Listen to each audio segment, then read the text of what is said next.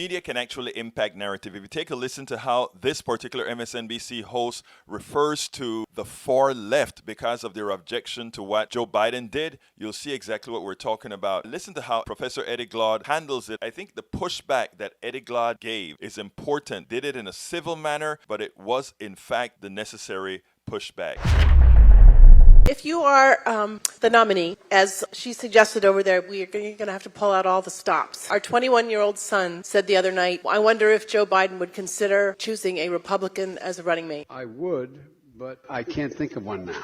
As you well know, there was a lot of hand-wringing and pearl clutching among folks on the far left to that comment. But that struck me as Joe Biden trying to make the case that he's not extremely partisan, he's not unreasonably ideological. He's trying to make a general election argument to potential Republican voters who might be inclined to voting for him, folks who are fed up with Donald Trump. What's your take on it? Well, I think that's right, Jeff, but I think it also reveals that that the logic behind Joe Biden's campaign is predicated upon a certain understanding of American politics. You have to ask, who's the ideal voter that's in the mind of Joe Biden and his campaign?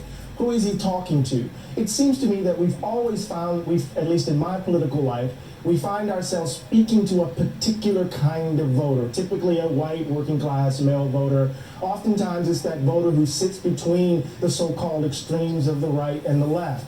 And part of what we've seen over the last 2 years, 3 years now, is that our politics have fundamentally changed, that assumption might not hold. So it may seem reasonable to Joe Biden that he should signal that this is the kind of guy he is, but we just went through that election. We just went through the election with Hillary Clinton, where she tried to appeal to those centrist voters, those Republicans who were not supposedly supportive of Donald Trump, and we saw what happened. He needs to, instead of trying to signal that, he needs to lay out a plan, I think, to excite those folks who didn't turn out to the polls. The question is a turnout election. The question isn't about convincing those who somehow stand in between Donald Trump and the Democrats to come over to the Democratic side. So it bothered me because it reveals an old form of politics to my mind.